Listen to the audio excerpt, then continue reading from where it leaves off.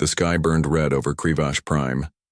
Tyek stood frozen at the observation deck, his 4 eyes wide with horror.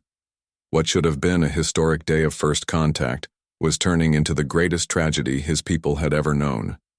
No, no, no, he whispered.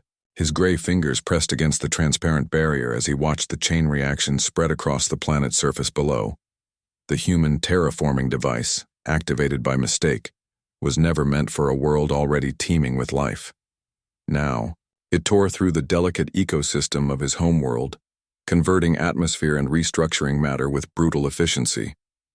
Tyke was the chief science officer on the orbital station. He had been chosen to lead the welcome committee for the humans, the first aliens the Krivash had ever encountered. The humans had come in peace, bearing gifts of technology and promises of friendship among the stars. Officer Tyke. A voice called from behind him. It was Captain Han of the human delegation. The tall human rushed to the window, his face pale. "We need to evacuate now. The station's orbit is destabilizing." Tyke turned to face the human. Han stood a full head taller than him, with only 2 eyes and skin that seemed so fragile and exposed compared to the tough gray hide of the Krivash. "My family is down there," Tyke said quietly. "My mate, my children." Han's expression showed deep pain. "I'm sorry. We never meant. The device wasn't. There was a mistranslation in the technical specifications. We thought we were activating a communication array."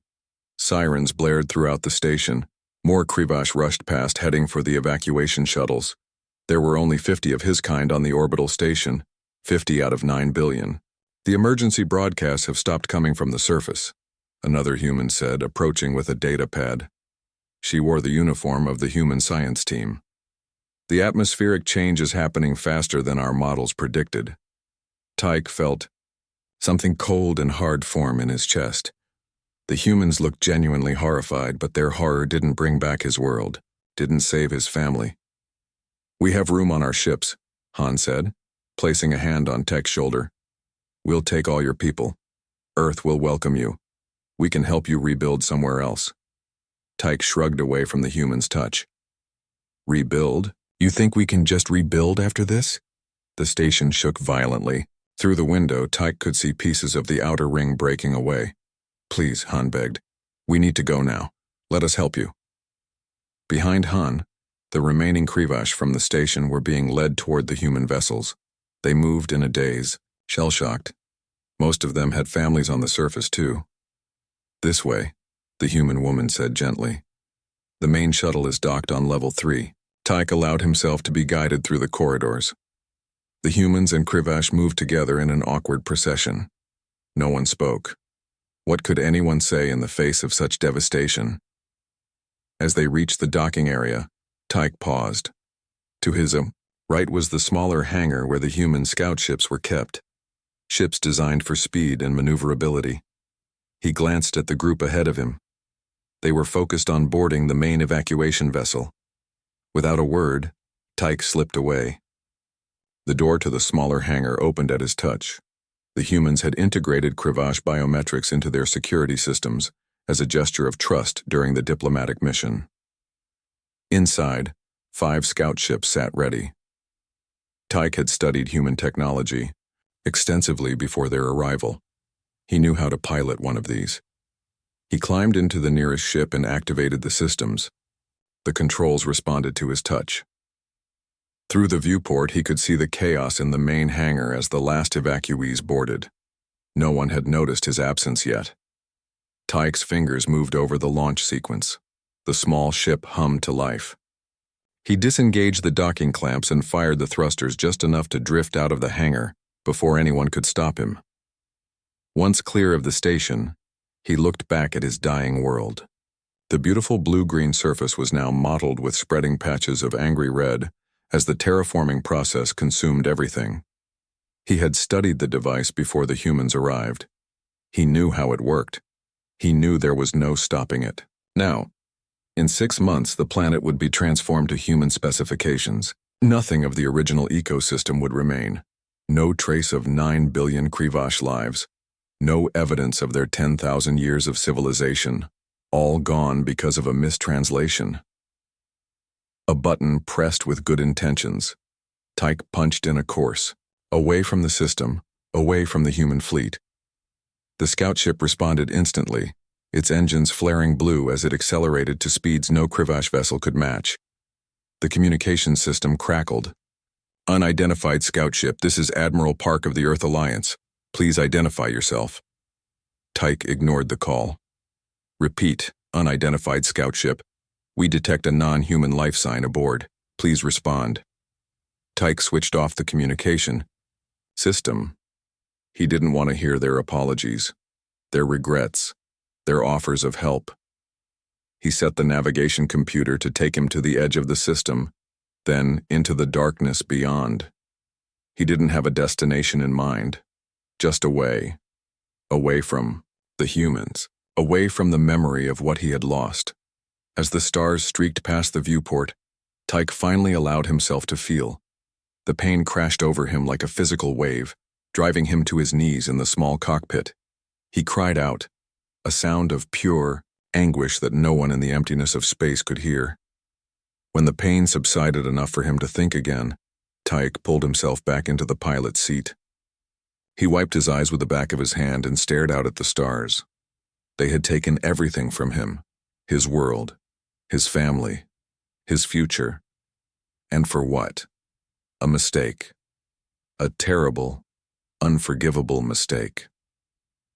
In that moment, something hardened inside Tyke. The pain didn't go away, but it changed form. It became something he could use, something that would drive him forward.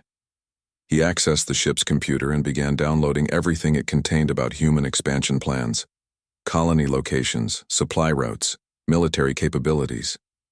They destroyed my world by accident, he whispered to himself as the data scrolled across the screen. I will make them pay on purpose. The scout ship sailed on through the darkness, carrying with it perhaps the last free Krivash in the universe, and the first to declare war on humanity. Behind him, the dying light of Krivash Prime flickered like a fading memory against the black canvas of space. 5 years passed. Lieutenant Ju stood before the holographic display, her dark eyes intense as she studied the pattern of attacks. Red dots marked each incident across the star map, 27 in total. Another supply station hit last night, she said to the officers gathered in the briefing room. Same pattern. Systems disabled, defense grid hacked, and all terraforming equipment stolen. Admiral Han nodded grimly. The years had added gray to his hair and deep lines around his eyes. The guilt of what happened to the Krivash homeworld still weighed on him. Casualties, he asked. None, sir. Like all the others. The attacker disabled the systems and locked the crew in their quarters. No one even saw anything. Ju tapped the display, zooming in on the latest attack site. But this time we got lucky.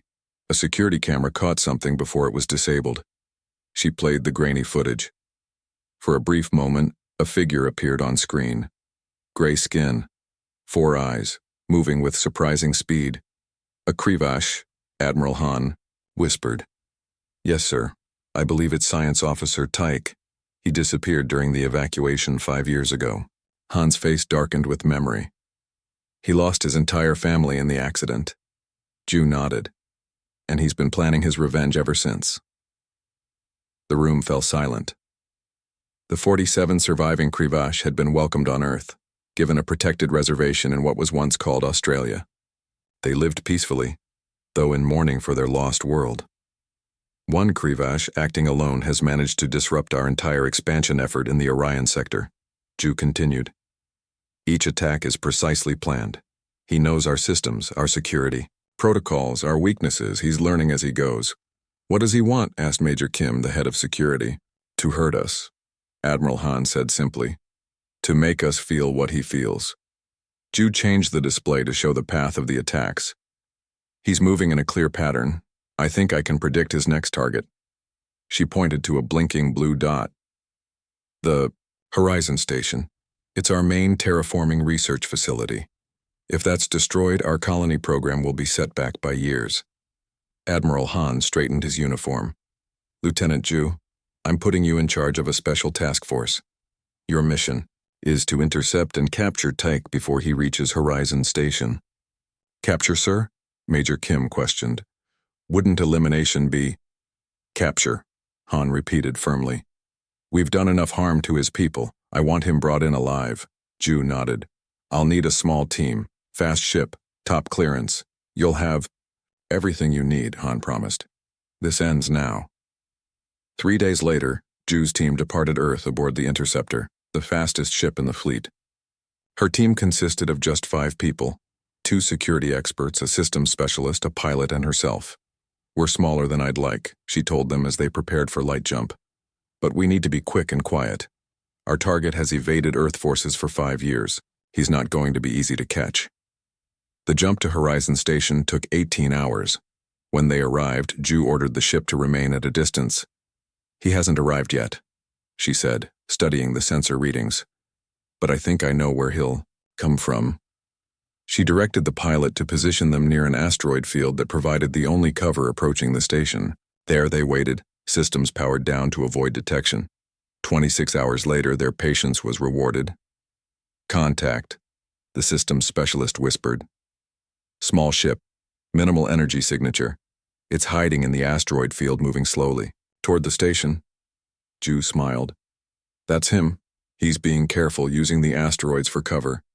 Exactly as I predicted. She turned to her team. Remember, Admiral Han wants him alive. We follow him to his entry point, then move in.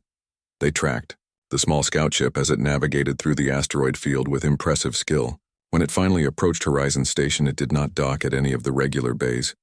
Instead, it attached itself to a maintenance hatch on the station's underside. Clever, Ju murmured. That hatch isn't even on the station schematics. It's only used for external repairs. She gave the order and the interceptor powered up, racing toward the station. By the time they docked at the main bay, alarms were already blaring throughout Horizon. He's inside, the station commander told them as they rushed from their ship. Security systems are going down one by one. We've evacuated the terraforming lab, but he's headed straight for it. Ju split her team. Cover all exits. I'll take the direct route to the lab. She moved through the corridors alone, stunner drawn. The emergency lights cast everything in a red glow. Ahead, she heard the sound of metal scraping on metal. Turning the corner, she saw a figure working at the door to the main lab. 4 eyes, gray skin, dressed in a modified version of a human environment suit.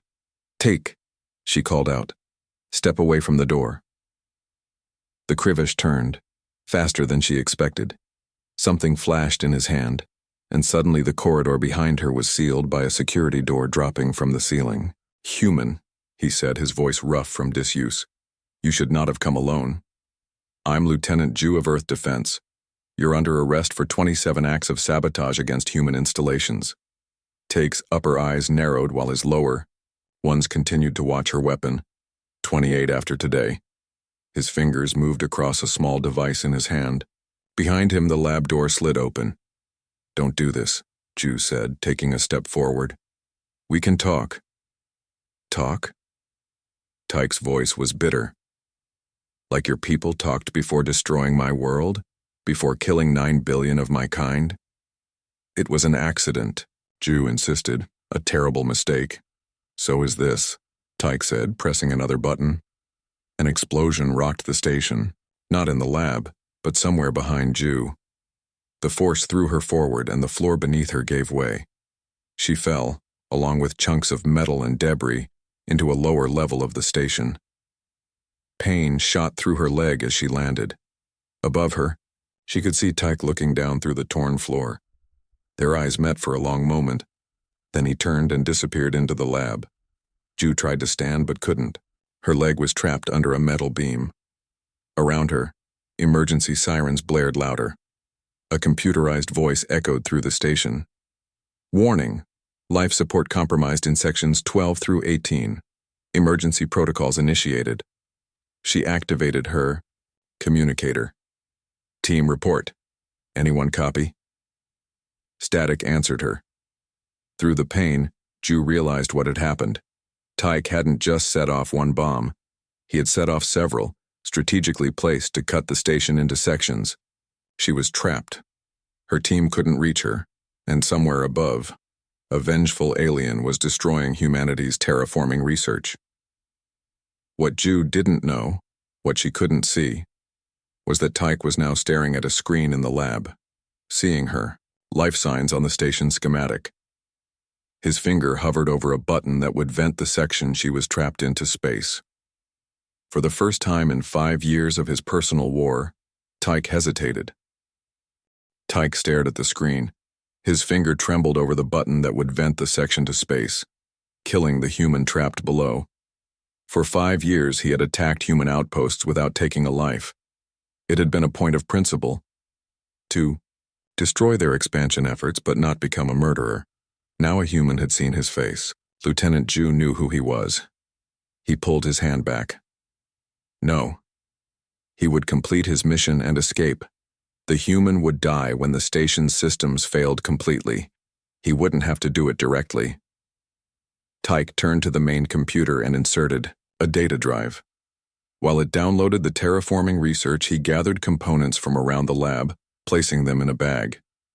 These technologies were all based on the same principles as the device that had destroyed his world. His plan was to study them, learn their weaknesses, and develop a way to protect any future Krivash settlement from such weapons. A groan from below made him pause. Through a gap in the damaged floor, he could see the human woman trying to free her leg from under a metal beam. "Just leave me," she called up, seeing him watching. "Save yourself. This section is losing atmosphere." Take blinked all 4 eyes in surprise. Was she trying to trick him? He checked the station's systems through, his portable device. She was right. The explosion had damaged the outer hull. The station's automatic systems had sealed off this section, but it was still leaking air. Slowly but steadily, the data transfer completed. Tyke grabbed his bag and headed for the exit. His mission was done. He needed to reach his ship and escape before the human reinforcements arrived. As he passed the hole in the floor, he paused again. Lieutenant Ju had stopped struggling and was now trying to bandage her leg with a piece of torn uniform. She looked up at him. "The others will never reach you in time," he said. "You will die here." Ju nodded calmly. "I know. But they'll stop you at the dock. You won't escape either." Tyke checked his device again. She was lying. His ship was still secure. The human security team was trapped on the other side of the station by his well-placed explosives. He should leave now. Every moment he delayed increased the risk of capture. Instead, he found himself climbing down through the damaged floor, jumping the last few feet to land beside the trapped human. "What are you doing?" Ju asked, her hand moving toward her weapon. Tyke kicked it away. "Saving my conscience, I am not a killer." He examined the beam pinning her leg. It was too heavy for one person to lift. He looked around and found a piece of metal that could work as a lever. "When I lift, you pull yourself free," he instructed. Ju stared at him in confusion but nodded. Tyke wedged the makeshift lever under the beam and pushed down with all his strength. The beam rose just enough for Ju to drag her injured leg free. She gasped in pain but managed to move clear before Tyke had to drop the heavy weight. "Why help me?" she asked as she checked her leg. "It was badly bruised but not broken." "Because you saw me as a person, not a target," Tyke replied. "You called me by name." A loud metal groan echoed through the section. The air was getting thinner. "Need to seal the breach," Ju said, struggling to stand. Tyke shook his head. "The damage is too extensive. We need to reach a section with functional life support." He checked his device again. "The nearest emergency airlock is 30 meters down. This corridor, can you walk?" Ju took a step and nearly fell. Without hesitation, Tyke moved to support her, allowing her to lean on his shoulder. Together they began moving toward the airlock. "Admiral Han wants you captured, not killed," Ju said between labored breaths as they walked. "He still feels responsible for what happened to your world." "He should," Tyke said bitterly. 9 billion lives, my mate, my children. They reached the airlock and Tyke helped Ju inside. He sealed the door behind them and started the pressurization sequence. As fresh air filled the small chamber, they both breathed easier. What will you do with me now? Ju asked, sitting on the floor with her back against the wall. I don't know, Tyke admitted. If I let you go, you will hunt me again. Yes, she said simply. It's my job. Tyke sat across from her. For the first time in years, he was having a conversation with a human that didn't involve alarms and explosions. Your team, he said. Will they find us here? Ju checked her communicator. No signal. Your explosives damaged the internal communication system. We're on our own until they restore it. Tyke nodded. Then we wait. My ship or your team. Whoever finds us first decides what happens next. Hours passed. The airlock had emergency rations and water, which they shared. Ju's universal translator allowed them to communicate clearly, though they spent much of the time in silence. As the station's night cycle began, Ju finally spoke again. Tell me about your world, about what was lost. Tyke stiffened. Why would I talk about that with you? Because I want to understand, she said, what we took from you, what can never be replaced. Something in her voice made Tyke believe she was sincere, so he began to talk. He told her about the purple mountains of his homeland, about the floating cities, about the yearly festival where the entire planet celebrated the changing of seasons. He told her about his mate, who had been a composer of atmospheric harmonies, about his children, who had been too young to choose their life paths, about the history of his people that stretched back 15,000 years. As he spoke, Ju listened without interruption. When he finally fell silent, she wiped tears from her eyes. I'm sorry, she said. Not just as a representative of Earth, but as a person. I'm sorry for what we took from you. Your sorrow doesn't bring them back, Tyke said, but his voice had lost some of its edge. No, Ju agreed. Nothing can do that. But maybe we can build something new. Something that honors their memory. Tyke looked at her with all four eyes. What do you mean? Before she could answer, the airlock's external door began to cycle open. Someone had found them. Tyke tensed, ready to fight if it was Ju's team. But when the door opened, they saw only empty corridor beyond. My ship's emergency beacon, Tyke realized. It's programmed to find me if I don't return on schedule. He stood and looked down at Ju. Come, I will take you to your team before I leave. Ju shook her head. No, take me with you. What? I want to understand more, she said. About you. About what drives you. Take me with you and I promise to help you find a better way than revenge. Tyke hesitated, suspicion battling with a strange new feeling. The first hint of trust he had felt in 5 long years. 3 months later, Tyke stood before the Earth High Council. His wrists were bound with energy restraints. Guards stood on either side of him. The room was filled with humans in formal attire, all watching him with expressions ranging from fear to anger to curiosity. In the front row sat Lieutenant Ju. Their eyes met briefly. Her face revealed nothing. After leaving Horizon Station, Tyke had indeed taken Ju with him. For 2 weeks they had traveled together in his small ship. Ju had listened to his story, his pain, his plans. In return, she had told him about human history, about wars and forgiveness, about rebuilding after destruction. She had not tried to stop him when he dropped her off at a small outpost, but she had asked him one question before they parted. What do you really want, Tyke? Revenge or justice? That question had haunted him. 1 month later, he had surrendered to Earth authorities. Now Admiral Han approached the podium to address the council. 5 years ago, Han began, a terrible accident occurred. Due to a mistranslation in technical specifications, a terraforming device was activated on Krivash Prime. The result was catastrophic. An entire world, a civilization, lost due to our error. Han looked directly at Tyke. I was in command of that mission. The responsibility is mine. In the 5 years since, this Krivash citizen has conducted a one-person campaign against our expansion efforts. He has destroyed equipment, disabled stations, and stolen research. but he has never taken a human life. Not one. Murmurs spread through the audience. I ask this council to consider that fact carefully. Tyke had every opportunity to kill. To take revenge in the most permanent way. He chose not to. A council member leaned forward. Admiral Han, this alien has caused billions in damage. He has set back our terraforming program by years. Are you suggesting we simply forgive these acts? No, Han replied. I am suggesting we understand them, and that we find a punishment that fits not just the crime, but the circumstances. Another council member spoke. We would hear from Lieutenant Ju, who spent time with the prisoner. Ju rose and approached the podium. She stood tall despite the slight limp she still had from her injury. Tyke is the last free Krivash, she began. The others who survived live on our Australian reservation. They have accepted our help, but have lost their independence. Their culture is fading. Their language is spoken by fewer than 50 individuals. She turned to look at Tyke. During the time I spent with him, Tyke showed me that he is more than a terrorist. He is a keeper of his people's knowledge, their history, their science.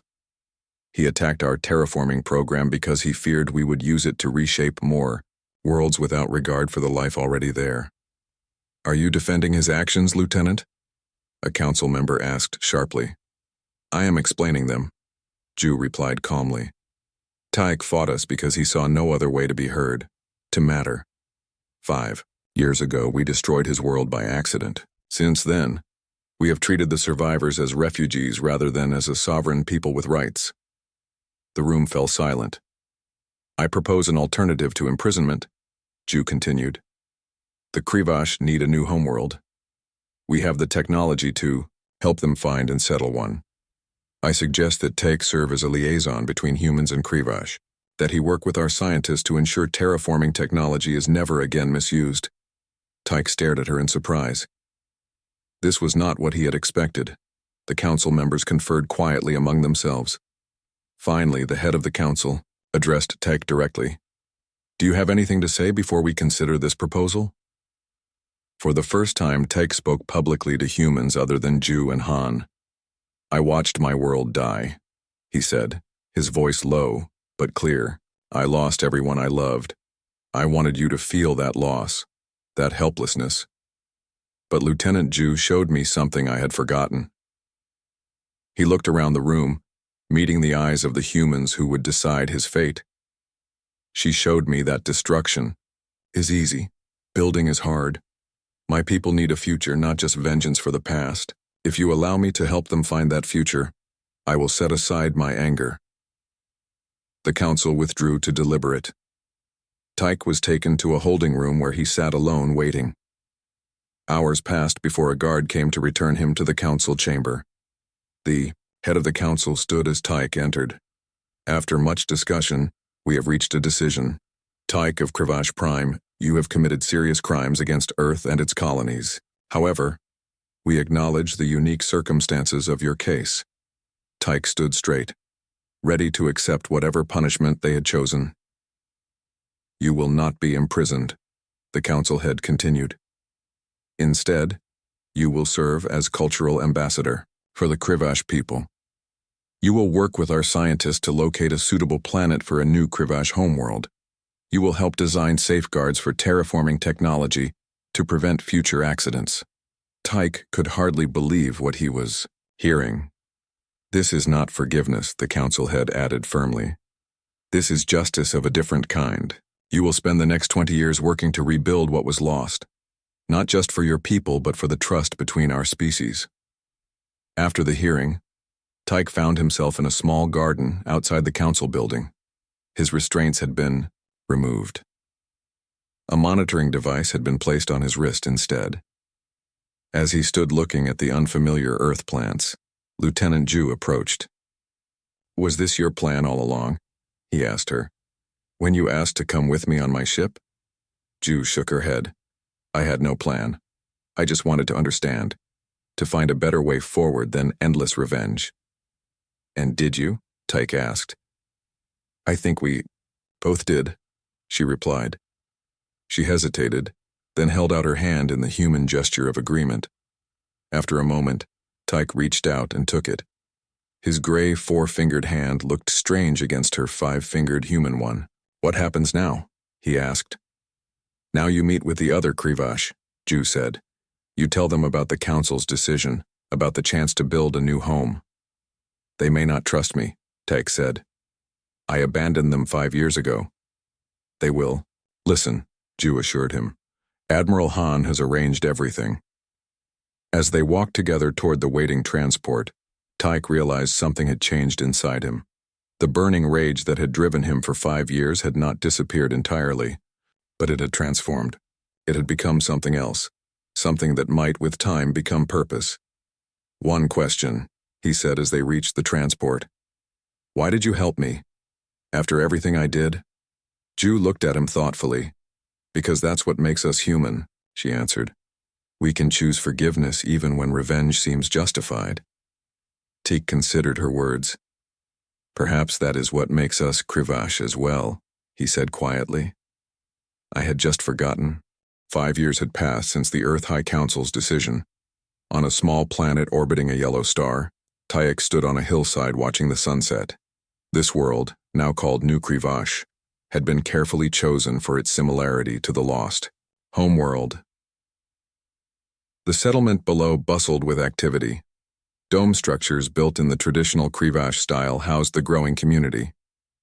The original 47 survivors had been joined by 17 new Krivash children born on this world, the first generation that would know no other home. A human ship was landing on the pad near the main settlement. Tyke watched it descend, recognizing the markings of an official Earth diplomatic vessel. He made his way down the path toward the landing area. As he walked, he reflected on the past 5 years. The work had been hard but rewarding.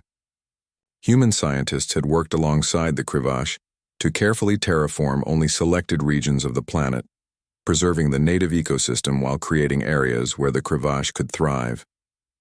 It was a new approach to settlement, one born from the lessons of tragedy. The ship's ramp lowered and a familiar figure emerged. Lieutenant Ju, now Ambassador Ju, walked down with a slight limp that had never fully healed. She smiled when she saw Tech. "The settlement has grown," she observed as they walked together through the community. "The gardens look healthy. We have adapted some of your agricultural methods to suit our needs," Tech explained. "The first native-grown harvest will be ready next month." They passed a small school where young Krivash were being taught by an elderly survivor. The children waved with excitement at the sight of a human visitor. Ju waved back. "They seem happy," she said. "They know nothing of the old world except through our stories," Tyke replied. "For them, this is home." They continued to a meeting hall at the center of the settlement. Inside, Admiral Han, now retired and serving as a special advisor to the Earth Krivash Coalition, was speaking with other Krivash elders. He nodded respectfully to Tyke as they entered. "Just in time," Han said. "We were discussing the expansion plans for next year." Maps and models covered the central table. The careful, sustainable growth of the Krivash settlement was planned decades in advance with safeguards to protect both the settlers and the world they now called home. "The Earth Council has approved additional resources," Ju announced. They were impressed by the success of the joint terraforming approach. In fact, they want to adapt the new Krivash model for other settlement projects. The irony was not lost on Tyke. The very technology that had destroyed his world was now being refined and improved through Krivash input. His people's tragedy had led to a better way forward for both species. After the meeting, Tyke took Ju to a small memorial that had been built on a quiet hillside overlooking the settlement. Simple stone markers represented the billions lost when Krivash Prime was destroyed. A larger central stone bore an inscription in both Krivash and English. "That they may be remembered, that we may learn." They stood in silence for a moment before Ju spoke. "Do you still dream of them?" she asked quietly. "Your family?" Tyke nodded.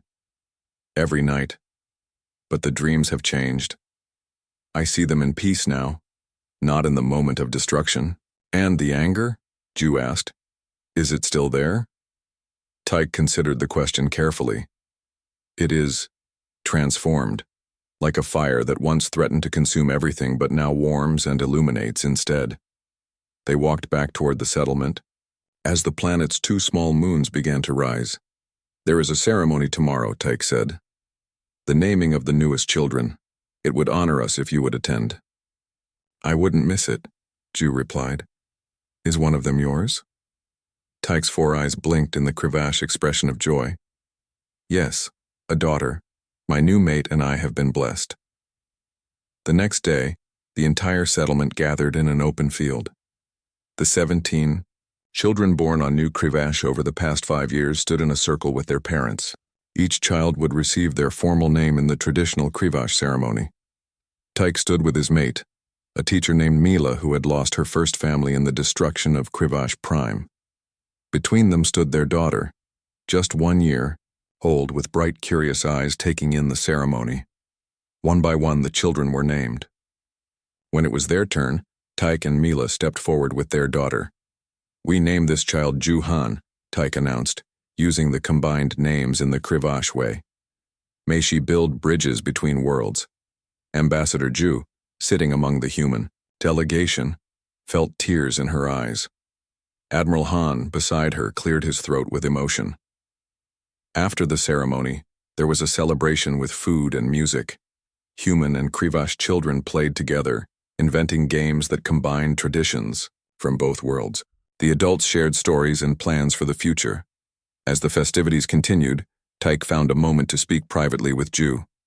When I fled the destruction of my world, he said, I thought only of revenge. If someone had told me then that I would one day name my child after humans, I would have called them mad. Life takes us on unexpected paths, Ju replied. Indeed, Tyke agreed. My people have a saying, the path to the stars is walked together or not at all. He looked out at the mixed gathering of humans and Krivash. I believe that now, in a way, I never could have before. As the evening drew to a close, the community gathered for a traditional Krivash farewell to their guests. The children presented Ambassador Ju and the other human visitors with small carved stones, a Krivash custom representing a piece of their world to carry on the journey home. When Ju received her stone from Tyke's daughter, she knelt to the child's level. Thank you, little one, she said softly. I will keep it always. As Ju stood to leave, Tyke extended his hand in the human gesture they had shared 5 years earlier at the Earth Council building. Ju took his hand, but Tyke did something unexpected.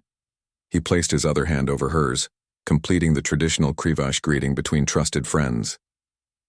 10 years ago, a mistake destroyed my world, Tyke said. 5 years ago, a human hand offered me a choice other than revenge. Today I offer my hand in return, not just as thanks but as a promise for the future. Around them, other Krivash and humans watched the simple gesture. Some of the older Krivash, who had once viewed humans only with fear and anger, stepped forward to offer their hands as well. Slowly, throughout the gathering, hands were extended and accepted, gray 4-fingered hands and pink 5-fingered ones joining together. It was a small gesture, simple like the stone Ju now carried in her pocket. But like New Krivash itself, it represented something profound. A bridge built not of metal or stone, but of forgiveness and shared purpose. As Tyke watched the human ship depart the next morning, he held his daughter in his arms. She waved her small hand at the disappearing vessel. They will return, he told her, and one day, you will visit their world too. Above them, the yellow sun rose on another day on New Krivash, a world born not from revenge but from the harder, more enduring power of forgiveness.